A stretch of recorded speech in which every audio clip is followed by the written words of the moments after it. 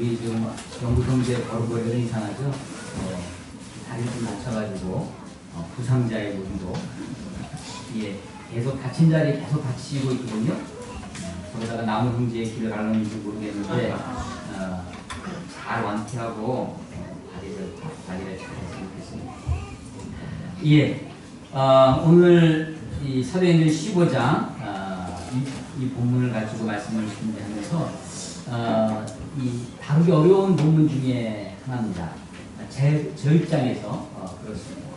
성경에 제가 우리 청년들이나 우리 교회에서 말씀 드린 것 중에 하나가 성경에 있다고 다 성경적인 것은 아니다 라는 말씀을 이렇게 드리곤 합니다. 우리가 바울 혹은 바나바 이런 사도들의 행적, 이 사도들의 행적을 기록하는 것이 행전이라고 하는 것인데, 우리가 바울이 뭘 했다, 베드로가 뭘 했다라고 하면 그것 자체가 우리에게 굉장히 권위 있게 다가옵니다. 그런데 그 사람들이 소위 사도라고 하는 사람들의 어떤 실수라든지 어떤 결점이라든지 이런 것들을 발견하면 좀 당혹스럽게 되죠. 오늘 이 본문을 보면 바나바와 바울이 심히 다퉈서 그 전도팀이 갈라지는 그런 기사입니다. 여러분 혹시 최근에 누구랑 심하게 다퉈본 기억이 있습니까? 언니랑 옷 입는 것 때문에 여러분 누구랑 아주 가까운 사람이랑 싸워서 다퉈서 어떤 그런 갈등 속에 놓여 있었던 적이 있는지, 오늘 이 본문을 묵상하고, 사실 이 본문이 우리가 차례대로 하는 본문을 나오기 때문에 이 본문은 언제쯤 올 것이다라고 대충 이제 머릿속에 있지 않습니까? 그래서 이 갈등이라고 하는 요소를 보면서 자칫 이 말씀을 나눌 때 카네기의 인간관계론이라든지 혹은 지그지글러 같은 사람들이 이야기하는 것처럼 그냥 보통 갈등을 극복하는 법, 이런 어떤 경영학적인 그런 이야기가 되지 않고 이 본문이 성경에 남아있는 성경의 기자가 이곳에서 우리가 알려주고자 하는 하나님의 뜻이 단지 우리가 세상에서 요런껏 살고 인간관계에서 갈등이 안 생기도록 관리를 하고, 혹은 갈등이 생겼으면 그 갈등을 어떻게 이겨내고 하는 정도의 교훈을 우리에게 주시고자 하는 것인가, 그게 과연 복음인가, 그게 과연 진리고 그게 과연 말씀인가 하는 것에 대해서 생각을 오래 해왔습니다. 이 본문을 가운데 하나님이 우리들에게 들려주시고자 하는 메시지가 무엇인지, 이 말씀 가운데 그런 지혜가 있었으면 좋겠습니다. 오늘 이 본문을 나누면서 특별히 갈등 부분은 사실은 36절부터 이어지는데, 처음에는 지난주에 35절까지 말씀을 보았습니다. 그래서 36절부터 말씀을 보려다가 30절부터 지난주에 했던 것을 좀 다시 되짚어 보고자 합니다.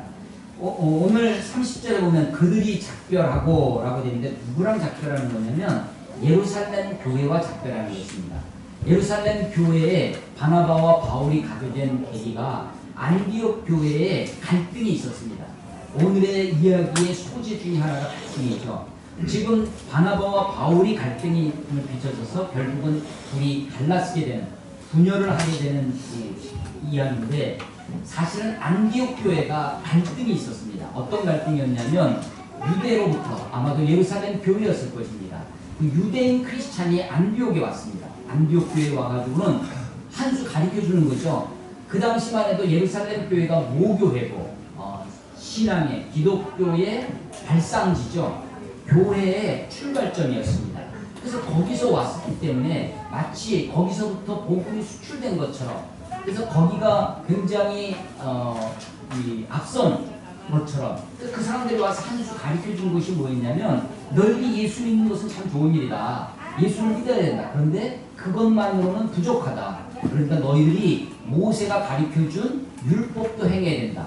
그 모세의 율법의 대표가 뭐였냐면 할례입니다. 이방인들은 할례를 받지 않는데 너희가 할례를 받아야만 구원을 받는다 라고 하는 유대인 크리스찬들의 율법주의가 안디옥 교회의 교인들을 흔들어 놓는 거였죠. 아니 나는 이방인으로서 예수님을 믿었는데 그것으로 족한 줄 알았는데 율법을 지켜라 할례를 받아라 라고 하니까 바나바가 그것에 대해서 논쟁을 합니다. 아주 심한 논쟁이 있었습니다. 적지 아니한 다툼과 변론이 있었다고 합니다. 영어 성경은 아주 샤프하다고 아주 날카로운 토론이 거기서 벌어졌습니다. 변론이 나지 않았습니다. 그러니까 그 안디옥 교회가 바나바와 바울을 파견을 하는 거죠. 예루살렘 교회에 가서 사도들의 그 예루살렘 교회의 의견을 한번 청취하고 알아. 예루살렘 교회가 그 이야기를 듣고 예루살렘 교회도 그 문제를 가지고 많이 토론을 합니다. 아주 오랜 토론을 끝에 베드로와 그리고 야고보가 예수님의 형제 야고보가 결론을 도출합니다. 베드로의 의견은 어디에 근거했냐면 자기 경험에 근거한 것이었습니다. 하나님이 베드로라고 미리 경험하게 한 것이 고넬료를 이탈리아 로마의 백부장이었던 이방인이죠. 그 고넬료가 성령을 받는 말씀을 듣고 예수 그리스도를 믿고 침례를 받는 그런 경험을 했어요. 이방인도 이렇게 예수를 믿는구나. 이방인에게도 이렇게 성령이 임하는구나라는 것을 베드로가 경험으로 알게 됐습니다. 그래서 자기의 경험에 근거해서 이방인들도 충분히 예수 그리스도 한 분만으로 족하다. 할례는 더 이상 필요 없다 라고 얘기합니다. 그랬더니 야고보가 예수님의 동생 형제 야고보가 구약의 말씀을 생각해냅니다. 아모스서 9장의 말씀을 인용을 하면서 다윗의 무너진 장막 이야기를 합니다. 이것이 이스라엘 민족을 얘기하는 줄 알았는데 아모스서를 다시 보니까 이것은 다윗의 무너진 장막은 이스라엘 민족을 얘기하는 것이 아니라 이방인들 흩어져 있던 수많은 열방에 있는 그 사람들이 주님께로 돌아오는 것을 얘기하는 거구나. 그래서 구약을 새롭게 해석하게 됩니다. 그래서 베드로의 경험적 근거와 야고보의 성경적 근거에 기초해서 결론을 만장일치로 결론을 내린 것이 더 이상 우리도 지기 어려웠던 멍에, 그렇죠. 유대인들도 자기들도 그 멍에, 율법의 멍에를 지기 어려웠습니다. 그러니까 질 수 없는 것을 그 멍에를 지는 척 했죠. 그게 뭐냐면 대표적으로 바리새인들이 했던 위선입니다. 속으로는 율법을 지키지 못하는 겁니다. 율법 아래서는 다 죄인인 거예요. 그런데 죄인 아닌 척, 의로운 척 그렇게 자기를 포장합니다. 자기를 장식해요. 위선자가 되는 거죠. 서기관들과 바리새인 대표자였습니다. 예수님이 그 자기도 질 수 없는 것을 지는 척하려니다. 그래서 결론이 뭐였냐? 우리도 지기 어려운 이 멍에를 형제들에게 지우지 말자. 주의 지들에게 매게 하지 말자. 라고 하면서 다만 그들에게 요긴한 것 4가지만 요구하자. 라고 했습니다. 그 요긴한 것 4가지가 우상에게 바쳐진 재물, 또 피쳐 먹는 것, 또 목매어 죽은 것, 이런 것 주로 먹는 거와 한 게 있었죠. 의식에 관한 것입니다. 그리고 마지막 4번째가 음행에 대해서 이 4가지만을 하지 않도록 하자. 그것으로 족하다라고 결론을 내렸습니다. 그리고 그것을 편지를 써서 결의사항을 예루살렘 교회의 결의사항을 편지를 써서 바나바와 바울만 보내면 신뢰도가 떨어지니까 두 사람을 붙여서 유다와 실라를 사절단으로 대표로 뽑아서 보내게 됩니다. 자, 그래서 예루살렘 교회를 떠나는 이야기가 바로 30절 시작됩니다. 30절에 그들이 작별하고 예루살렘 교회와 작별하고 안디옥에 내려가 무리를 모으네. 이 무리는 안디옥 교회들입니다. 안디옥 교회를 모아서 편지를 전했습니다. 그 편지 결의사항을 전했더니 31절 읽고 그 위로하는 말을 기뻐하더라. 예, 그렇습니다. 그 결의사항이 할례가 필요 없다. 율법 더 이상 지키지 않아도 너희가 예수 그리스도 한 분만으로 그분을 믿음으로 너희에게 임한 구원이 족하다라고 하는 그 편지가 그들에게 위로가 되는 것입니다. 그 위로의 말을 전했습니다. 그리고 32절 유다와 실라도 선지자. 유다와 실라도라는 말은 뭐예요?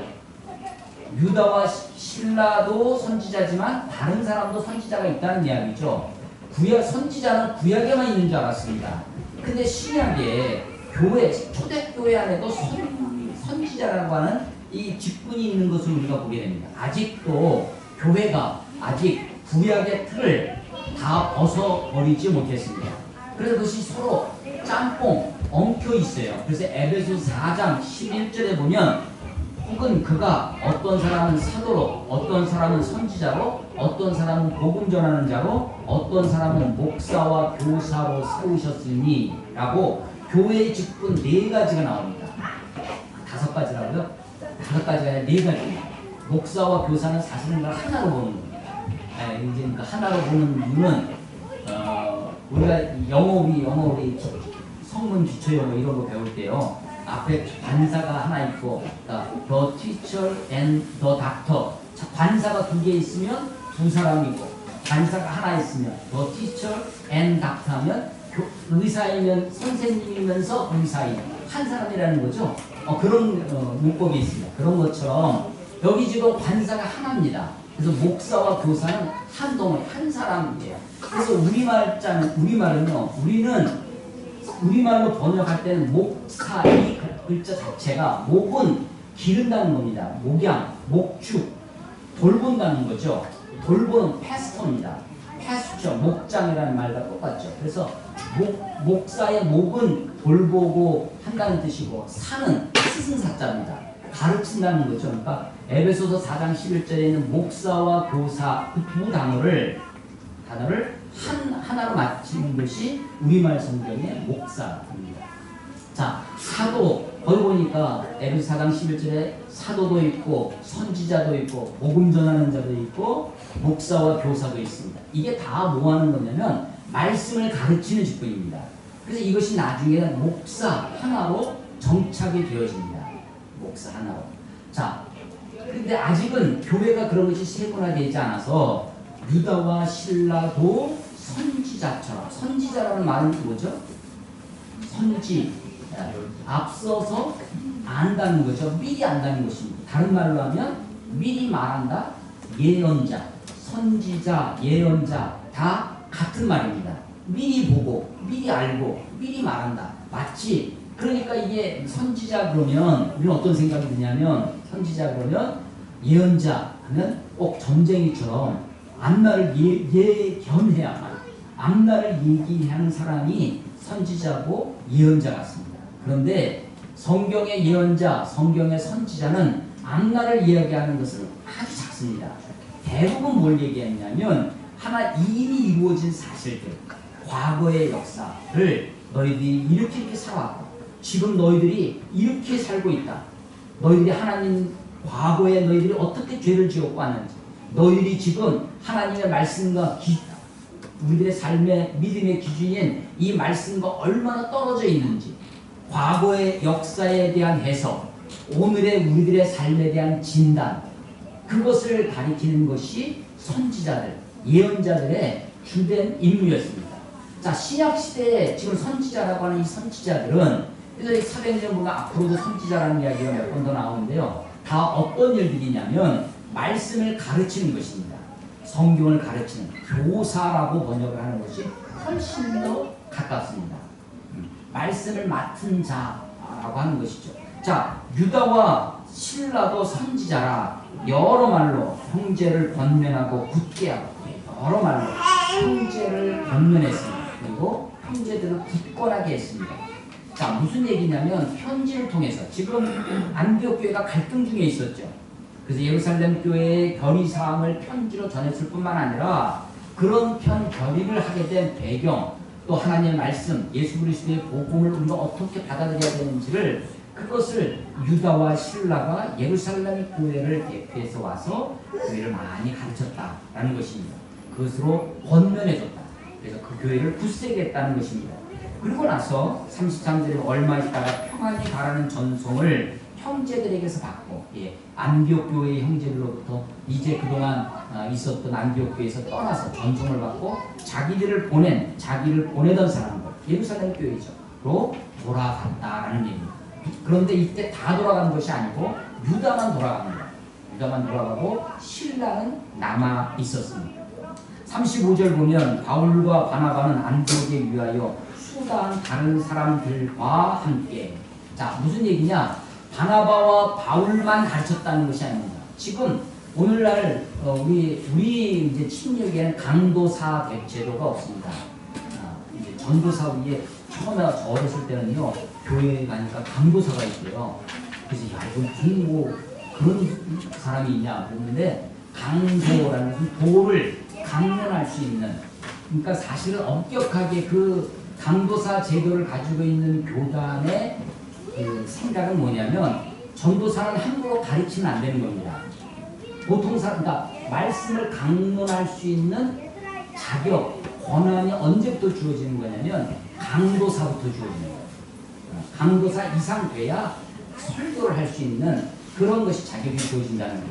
근데 사실은 현실은 그렇진 않죠. 현실은 강도사 되기 전에 전도사님들도 말씀을 많이 가르치고 설교를 하고 있습니다. 강도사 제도를 둔 배경이죠. 자, 그런데 여기 오늘 본문에 보면 바울과 바나바만, 이 사람들만 가르친 것이 아니었습니다. 바울과 바나바는 안디옥에 유한 수다한, 굉장히 많다는 거죠.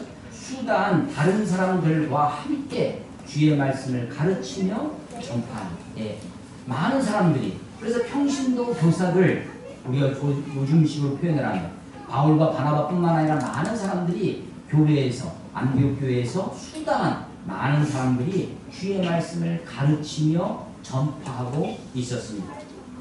물론 그 중에 바울과 바나바가 주도적인 역할을 했을 것이다 라고 생각되었습니다.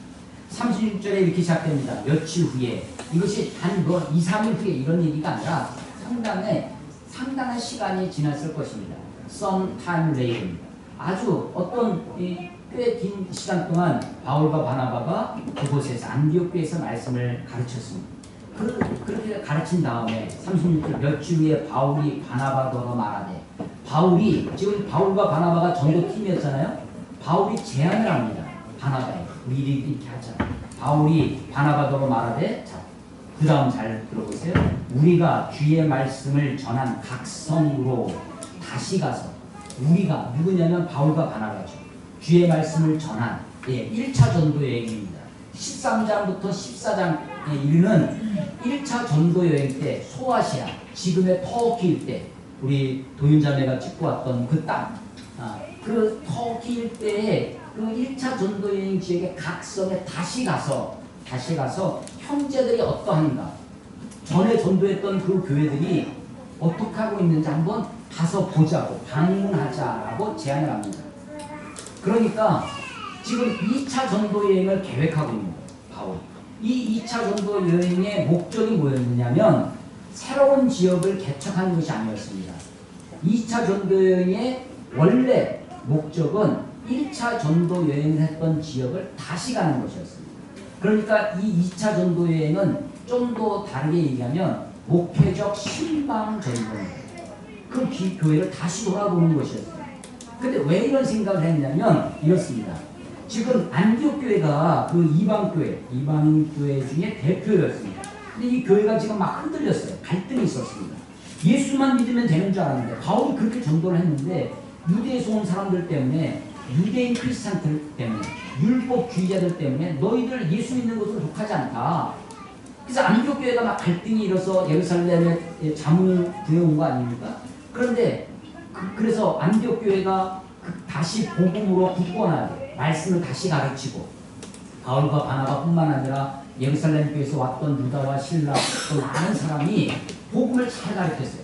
교회를 잘 든든하게 진리 위에, 복음 위에 견고히 서게 했습니다.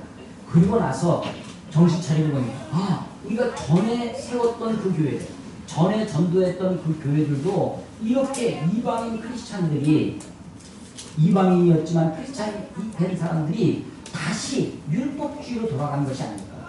다시 말씀이 유대인들 때문에, 흩어져 있는 많은 유대인들 때문에 너희들도 율법을 행해야 된다, 할례를 받아야 된다라고 하는 율법적 기독교, 유대인 크리스찬들의 그 오염된 사상에 물드는 것 아닌가. 그래서 형제들을 다시 돌아봐야 되겠다라고 하는 생각을 갖게 된 것입니다. 근데 제안을 했어요. 그랬더니 바나바가 그거 참 좋은 생각이다. 그게 정말 필요하겠다. 우리 교회뿐만 아니라 다른 교회들도 그런 위험에 있을 수 있으니까 우리가 돌아보자 같이 가자라고 해요. 그리고 나서 구체적인 실행 계획을 짤 때 문제가 벌어지는 것입니다. 37절. 바나바는 마가라는 요한도 데리고 가고자 하는, 마가가 등장합니다. 이 마가는요 13장 1차 전도 여행 때부터 등장합니다. 1차 전도 여행 때 안디옥 교회가 바나바와 바울을 안수했습니다. 선교사로 파송을 했어요. 근데 그 사람들만 간 것이 아니라 사실은 그와 동행했던 사람들이 많이 있습니다. 자, 우리 13장을 한번 가보겠습니다. 13장 13절 13장 13절에 보면 바울과 및 동행하는 사람들이 바울 있고 동행하는 사람들이 있어요. 그러니까 한 사람 이상, 두 사람 이상 복수가 있다는 것을 알 수 있죠. 물론 우리가 얼뜻 바나바가 동행하는 사람이었을 것입니다. 그런데 5절을 봐보세요. 5절. 살라미에 이르러 하나님의 말씀을 유대인의 여러 회당에 전할 때 요한이 요한 마가입니다. 요한을 수행원으로 두었더라. 전도팀의 대표가 누구였냐면 바울과 바나바입니다. 그런데 그들의 헬퍼가 있었어요. 수행원이 있었는데 그게 요한 마가입니다. 이 요한 마가 말고도 다른 수행원들도 있었던 것 같습니다. 나중에 우리 서신서를 편지를 좀 더 읽어보면 여러 사람이 기록되어 있는 것을 보게 됩니다. 자, 이렇습니다. 우리가 예를 들어서 에베레스트 산을 정복하러 간다. 그래서 팀을 꾸렸어요. 그래서 5명이 정복하러 가는데 그들을 돕는 사람들이 있습니다. 네팔에 가면 그 사람들을 돕는 많은 사람들이 짐꾼으로 따라갑니다. 나중에 기록하면 그 짐꾼들은 기록이 되지 않습니다. 그런데 그 사람들도 상당 부분 베이스 캠프 그 꼭대기 바로 때까지는 짐 들고 온갖 고생을 다 하는 거죠. 그러니까 그 사람들이 그 에베레스트 산을 정복하는 사람들이 처음부터 그 며칠 먹을 양식과 온갖 그 도구들을 다 짊어지고 가면서 다 지쳐버리죠. 가면서 완전히 뻗으니까 못 올라갑니다. 그래서 그런 헬퍼를 수행원을 두게 되는 것이죠. 전도팀의 대표가 바나바와 바울이었지만 다른 수행원도 있었습니다. 자, 그런데 문제는 이 마가가 1차 전도 여행 중간에 버가라는 곳에서 밤빌리아 지방의 버가라고 하는 도시에서 그냥 무슨 일이었는지 성경에 기록되어 있지는 않습니다. 이유는 알 수 없지만 이탈을 합니다. 그리고 예루살렘으로 돌아가 버렸어요. 예루살렘. 이 문제 때문에 2차 전도 여행을 계획할 때 오늘 보면 바나바가 마가랑 요한을 데리고 가고자 했습니다. 그랬더니 39절에 보면 바울은 밤빌리아에서 자기들을 떠나 함께 일하러 가지 아니한 자 바로 마가죠. 이탈한 사람입니다. 한 자를 데리고 가는 것이 옳지 않다라고 하면서 39절 서로 심히 다투어 피차 갈라서니 그래서 두 팀이 된 겁니다. 저는요 여기서 이해되지 않는 것은 바울은 좀 이해가 됩니다. 바울은요 아주 꼬장꼬장한 사람입니다. 갈라디아에서 보면 자기의 선배 베드로가 이방인들과 유대인들은요 기본적으로 이방인들과 밥을 같이 안 먹습니다. 한 집에 들어가 있지 않아요.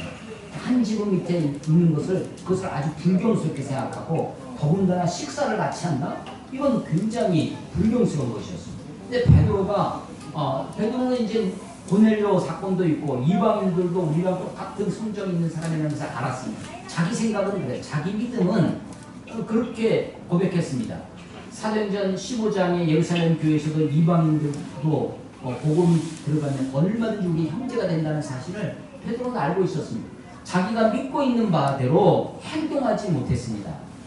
이방인들과 함께 밥을 먹다가 식사를 하다가 다른 형제가 오니까 유대인들이 들어오니까 안 먹은 것처럼 그 외식하는 거죠. 아닌 척 하는 겁니다. 그랬더니 그걸 보고 바울이 그 베드로를 선대 더군다나 정말 수제자라고 했던 그 베드로를 그 앞에서 그것을 지적하고 야단을 칩니다. 참 바울을 보면 참 용맹스러운 사람이죠. 저도 이렇게 보면 누가 잘못한 것을 그 자리에서 야단치기는 사실은 쉽지 않습니다. 그건 아주 이 강심장이어야 하는 거죠. 그런데 이 바울은 그런 사람이었어요. 그래서 바울이 지금 마가를 데려가면 안 된다라고 주장하는 것은 이해가 됩니다. 근데 이해되지 않는 사람은 바나바입니다. 바나바는요, 바나바의 별명이 원래 이 바나바가 별명인데 이 뜻이 뭐냐면 권위자, 위로자라는 뜻입니다. 위로하는 사람입니다. 이 사람은요, 많은 사람을 품어줍니다. 이 바나바는 사람 중심이에요. 바울은 일 중심입니다. 그래서 바나바는 이 바울이 이름을 바울로 바꾸기 전에 사울이었을 때 다메섹으로 가다가 예수님을 믿잖아요. 그리고 나서 예루살렘에 와가지고 내가 예수님 믿었다고 얘기를 하니까 예루살렘 사람들이 안 믿는 겁니다. 아니, 저 사람은 조금 전에만 해도 스데반이 순교할 때 그것을 현장에서 지휘하던 그런 사람이다. 아주 악한 사람이고 독한 사람이고 예수 믿는 사람을 잡으러 다메섹까지 갔던 사람이다. 그런데 그가 예수를 믿는다면 우리 그걸 믿을 수 없다. 그때 바울을 사울을 옆에서 굉장히 적극적으로 옹호해주고 품어주고 안아주고 그를 청구했던 사람이 바로 이 바나바입니다. 그러니까 바나바의 기본적인 성향은 사람들을 품어주고 안아주는 위로자, 권위자, 사람 중심의 그런 사람이었어요. 근데 그런 바나바가 이 대목에 와서는 굽히지 않습니다. 자기 생각을 굽히지 아니하고 끝까지 주장하는 마가를 데려가야 됩니다. 물론 마가와 바나바는 삼촌과 조카, 생질 사이였습니다. 단지 바나바가 자기 조카이기 때문에 마가를 끝까지 데려가려고 했다? 그렇게 보진 않습니다. 아마도 바나바는 다른 사건들, 조금 전에 예를 든 사울을 청구한다든지 이런 기본적인 성향이 사람들을 받아주고 사람들을 품어주는 성향이었기 때문에 그렇지 단지 조카이기 때문에 그러진 않았을 것입니다. 물론 전에 실수가 있었습니다. 무단이탈, 군대용어로 무단이탈이죠. 여러분 이 같이 생활하면서 제일 어려운 사람, 대하기 힘든 사람 중에 하나가 이 병 중에 하나 있는데요. 그게 잠수병입니다. 잠수병 타는 사람들 있죠. 연락이 갑자기 두절되고 하는 것이 상당히 당혹스럽게 하고 그리고 어렵죠. 그런데 그런 사람들을 끝까지 인내하고 품어주고 안아주고 그와 함께 할 사람들이 필요합니다.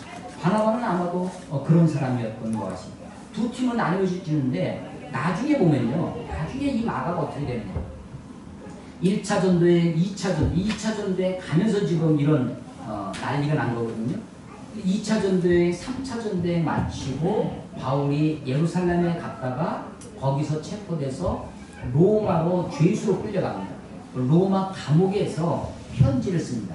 그래서 우리는 옥중서신이라고 하죠. 옥중서신 4번이 있어요. 그 중에 하나가 골로새서가 있습니다. 우리가 수요일날 골로새서 말씀을 우리가 보고 있는데 골로새서 4장 말씀에 보면 끝부분에 문안하는 편지의 내용이 이렇습니다. 골로새 4장 10절에 나와 함께 갇힌 바울이 지금 감옥에 갇혀 있어요. 근데 함께 갇혀 있는 사람입니다. 나와 함께 갇힌 아리스다고와 바나바와의 생질 마가와 지금 마가가 지금 어디 있어요? 감옥에 바울과 같이 있는 겁니다. 사랑받는 의사 누가 이 누가가 누구예요? 사도행전의 저자입니다.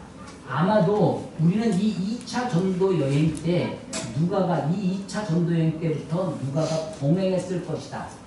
수행원으로 그렇게 생각됩니다. 그렇게 생각하는 이유는 이제 바로 15장 다음이 16장인데 16장에서부터는 이 문장의 주어가요. 이런 주어가 우리가 또 이거를 우리는 우리가 본문 이렇게 얘기를 하는데 화자가 글을 쓰는 저자가 그 속에 있는 거예요. 누가 지금 쓰고 있어요? 누가가 쓰고 있죠. 그래서 2차 전도 여행 때부터 우리가 본문이 등장합니다. 2차 전도 여행 때부터 누가가 이 속에 있구나. 자, 그 누가가 바울이 감옥에 들어갔을 때 2차 전도여행, 3차 전도여행 마치고 로마 감옥에 갔을 때 누가가 있었습니다. 근데 그때 마가도 있는 거예요.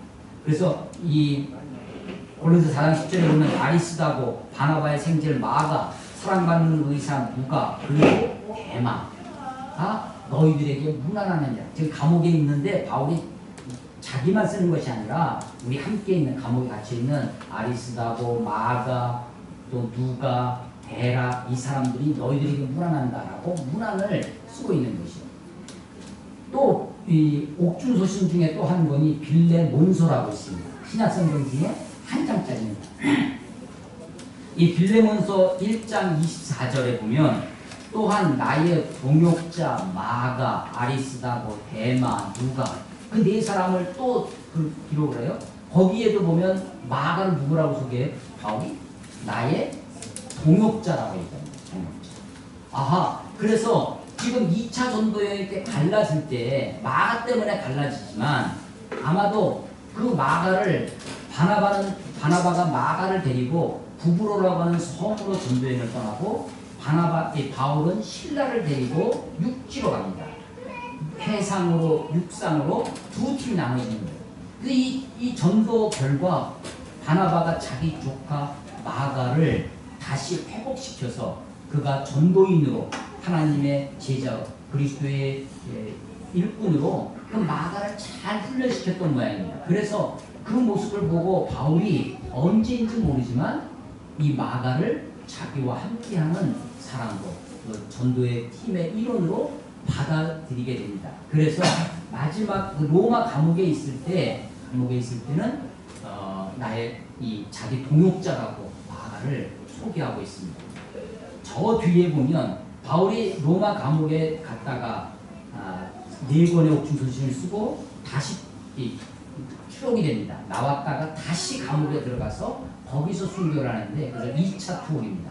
2차 투옥 마지막 순교할 때 쓴 것이 디모데 전서와 디도서입니다. 그 디모데 후서에 보면 그러니까 바울의 마지막 거죠. 마지막 책입니다. 디모데 후서가. 디모데 후서 4장 11절에 누가만 나와 함께 있느니라 다 떠나갔습니다. 누가만 남아있다. 내가 올 때 디모데 네가 나에게 올 때 마가를 데리고 오라. 그가 나의 일에 유익하니라.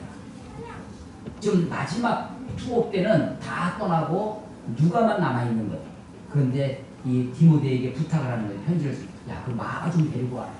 마가가 내 일에 유익하다라고 하는 거예요. 그래서 바울이 지금 마가를 전도팀에서 배제를 시켰지만 이것이 아주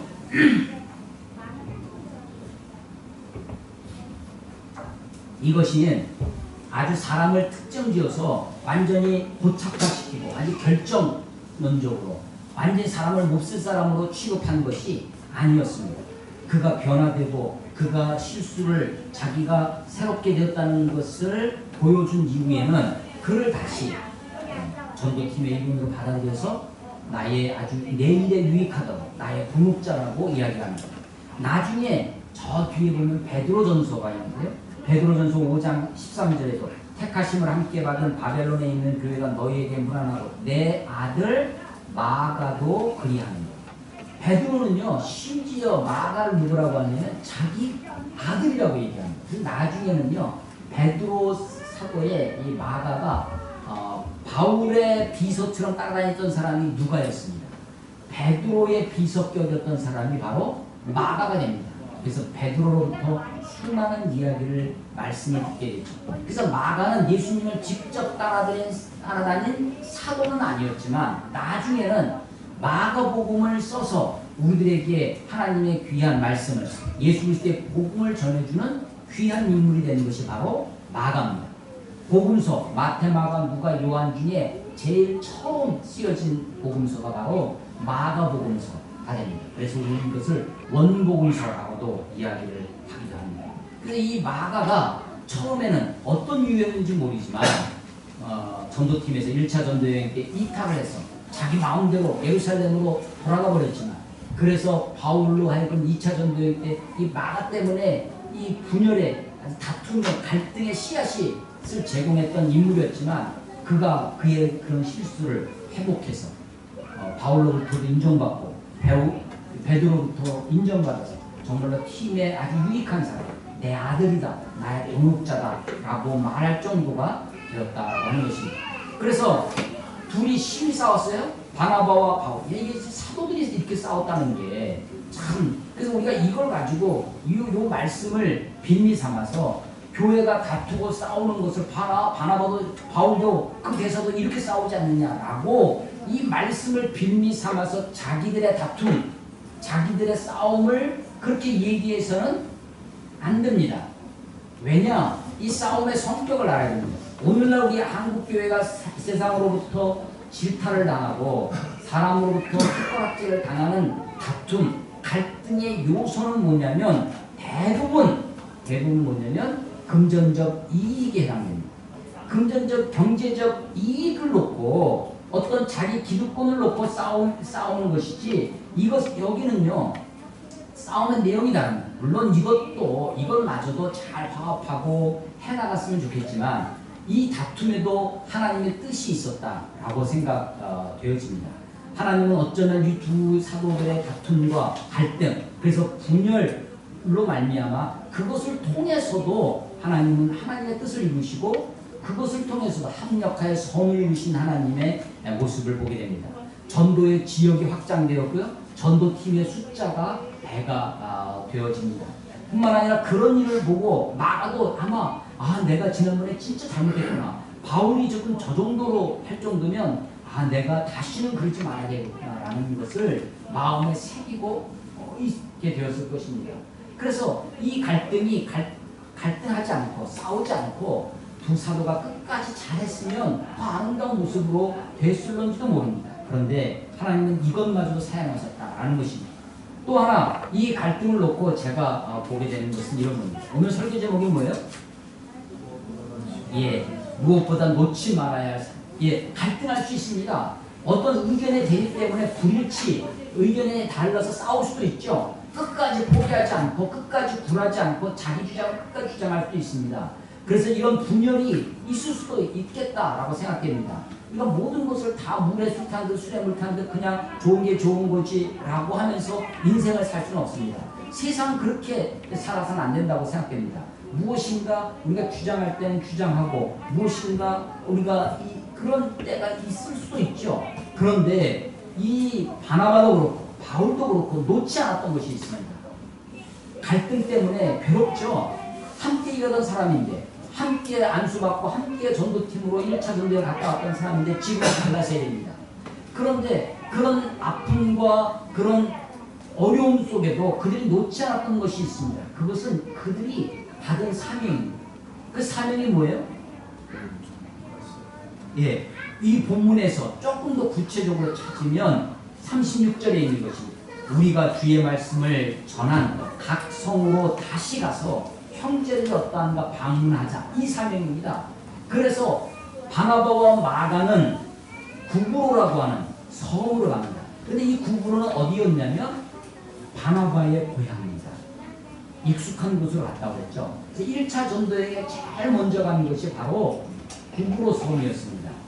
자, 바울과 신라는 어디로 가냐면 41절에 보면 수리아와 길리기아로 갑니다. 길리기아 지방의 대표적인 도시가 다소입니다. 길리기아 다소 사람 바울입니다. 그러니까 바울은 지금 바나바는 해상으로 가고 바울은 육상으로 가는데 다 어디로 가느냐면 자기들이 익숙한 곳으로 자기들이 잘 아는 길로 먼저 가는 것입니다. 그런데 이제 16장 이후로 바울의 2차 전도를 읽어보시면 하나님은요 이들의 계획대로 인도하지 않습니다. 전혀 다른 길로 그들을 인도하시는 것을 보게 됩니다. 자 보세요. 이들이 지금 끝까지 놓지 않았던 것이 뭐냐면 사명입니다. 그들의 목적이에요. 그들이 길을 떠나는 여행을 가는 목적이 뭐냐면 36절 우리가 전에 말씀을 전했던 그 성에 그 도시에 그 교회들을 그 형제들을 돌아보자라고 하는 그것을 그들의 사명으로 여겼던 것입니다. 그들의 목적의식, 사명의식이 분명합니다. 갈등과 아픔과 어려움에도 불구하고 그것을 끌어안고서라도 그것을 내가 짊어지고서라도 내가 놓지 않았던 것이 있는데 그게 뭐라고요? 그게 사명이라는 것입니다. 사명.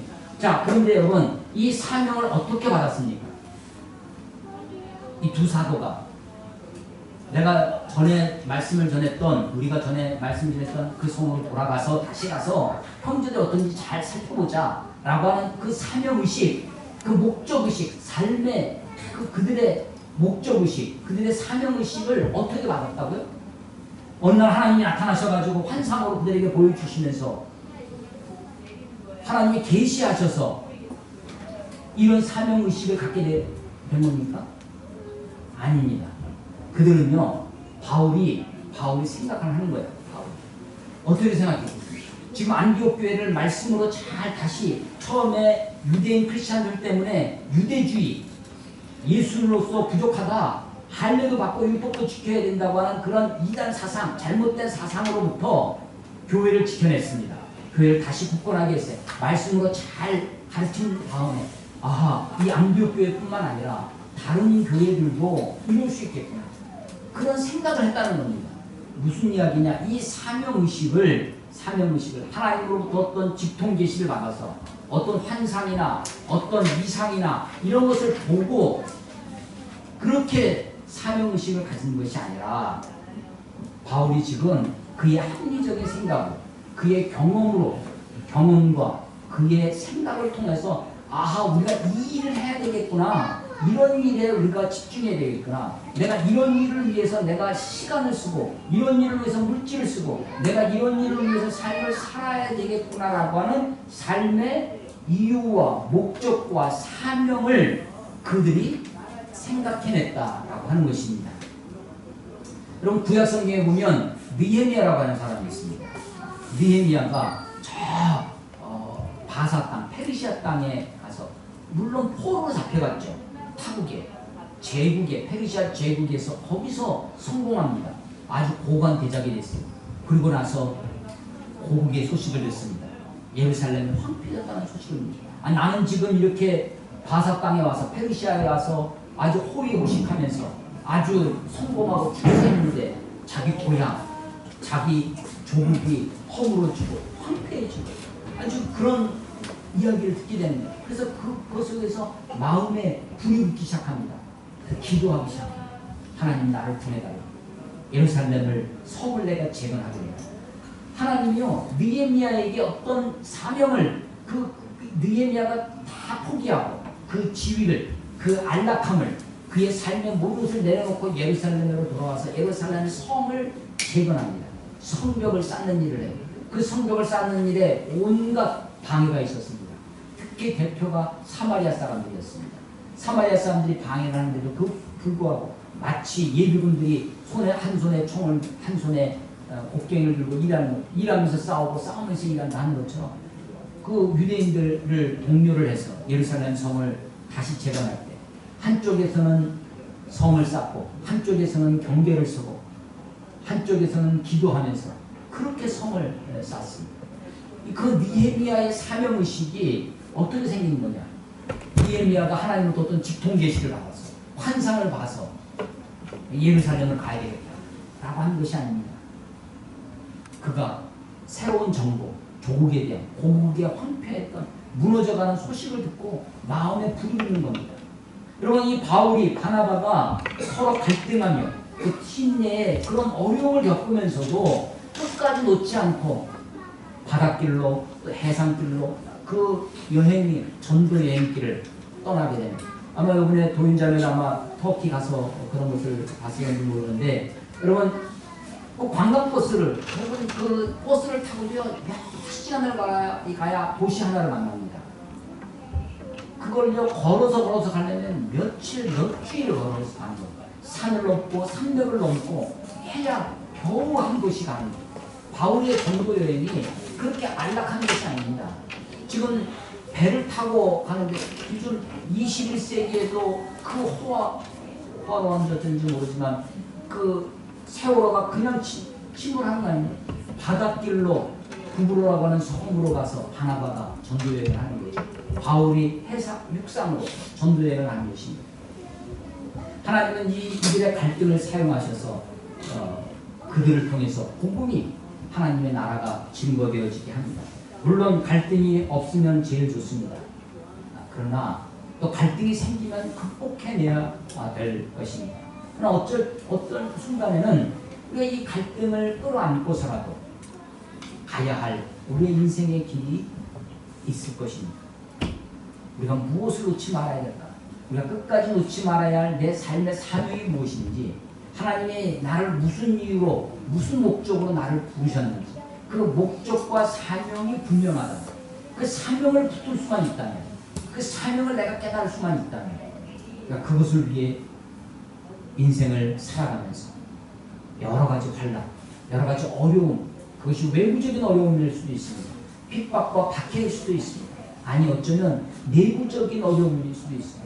나를 이해해 주지 못하고, 아니 당연히 내 아내가 혹은 우리 교회가, 우리 친구들이 나를 더 많이 이해해 주고 더 지지해 줄 줄 알았는데 오히려 반대하고, 오히려 태클이 들어오고, 오히려 갈등이 벌어지는 상황이 있을 수도 있습니다. 그러나 그 어떤 일에 있어서도 내가 이것이 하나님이 나를 부르신 이유구나, 하나님 이것이 나에게 주신 내 인생의 목표구나, 이것이 내가 걸어가야 할 사명의 길구나 라는 것을 알 수만 있다면, 그래서 끝까지 놓지 않는, 끝까지 놓지 말아야 할 그 사명이 있다면, 그 사명을 붙들고 살아가는 인생이 참으로 복된 인생이고 행복한 인생이고, 그리고 언젠가 주님 앞에 갔을 때, 주님 앞에 비록 우리들의 실수, 비록 우리들의 잘못, 비록 우리들의 부족함에도 불구하고, 그 많은 것에도 불구하고 내가 놓지 말아야 할 그 사명을 붙들고 살아갈 수만 있다면, 우리의 인생이 하나님 앞에 갔을 때, 그리고 주님 앞에 드릴 것이, 말씀드릴 것이, 내놓을 것이 있으리라고 생각되어집니다. 아마도 안디옥 교회는 바나바 편이 아니라 바울의 손을 들어준 것 같습니다. 그래서 이 보면 40절에 보면 바울은 신라를 택한 후에 형제들에게 주의 은혜의 부탁함을 받고 수리아와 길리기아로 다니며 교회들을 견고하게 하니, 이 이후로 바나바 이야기는 더 이상 등장하지 않습니다. 바울 중심으로 이야기가 전개되어집니다. 이 전도팀을 배웅하고 그들을 축복하고 그들에게 하나님의 은혜로 이 전도팀에게 위임했던, 전도 위임했던 교회는 이 바울팀, 바울과 신라 팀이었습니다. 그러나 그렇다 할지라도 하나님은 바나바와 마가를 외면하지 않으셨습니다. 그래서 마가를 회복하시고 마가를 아주 멋진 그리스도인으로, 주의 제자로 전도인으로 훈련시키셔서 이제 뒤에 가면 아까 말씀드린 것처럼 바울의 아주 중요한 동역자, 베드로의 사랑받는 나의 아들이다 라고 말할 정도의 인물로 성장해서 마지막에 마가복음을 기록하는 그런 사람이 되었다라고 하는 것이죠. 예. 저는 그래서 이 갈등을 놓고 이렇게 확신합니다. 이 사람들이 마가나 베드로나 혹은 바나바나 바울이나 그들의 싸움이 더러운 이익에 눈이 멀어서 자기 기득권을 지키고 자기 자리를 지키려고 싸우는 것이 아닙니다. 그런 갈등이 아닙니다. 정말로 하나님의 복음, 하나님의 나라를 위하여 그들이 생각하는, 비록 그것이 앞날을 잘 예견하지 못한다 할지라도 정직한 순수한 마음으로, 그것 때문에 서로 비록 다툼이 있었지만, 그래서 이 전도팀, 바나바 팀이나 바울 팀이나 하나님이 사용하시고 인도하셨다라고 저는 믿게 되어집니다. 그렇습니다. 초반에 성경에 있다고 다 성경적인 것은 아니다라고 말씀드렸습니다. 우리들의 다툼을 여기에 이 말씀을 빌미 삼아서 자기 다툼을, 자기 갈등을 미화해서는 안 됩니다. 내 갈등이 있을 때 혹시 내 잘못이 없는지 돌이켜봐야죠. 내가 양보하고 내가 받아들이고 내가 품어줘야 할 것은 무엇인지 생각해야 되겠습니다. 그러나 만약에 내가 끝까지 이 다툼을 포기하지 않고 끝까지 이 싸움을 싸울 것은, 나는 왜 이것을 싸우는지, 나의 어떤 더러운 이익 때문에 치사하게 싸우는 것이 아니라 정말로 내가 하나님의 나라를 위하여, 정의를 위하여, 공의를 위하여 라면 우리가 포기하지 않고 불하지 않고 끝까지 싸울 필요도 있을 것입니다. 그리고 하나님이 나를 도우시고 하나님 앞에서 인생을 살아가는 것이죠. 그래서 내가 비록 잘못 판단한다 할지라도, 내가 비록 실수한다 할지라도 내가 그렇게 깨끗한 마음으로 정직한 마음으로 인생을 살아가면 하나님은 반드시 우리들을 사용하시고 우리들을 이끄시리라 믿습니다. 마지막까지 놓지 말아야 할 사명, 그것을 발견하고 그것을 붙들고 살아가는 저와 여러분 되시기를 주의 이름으로 축원합니다. 기도하겠습니다.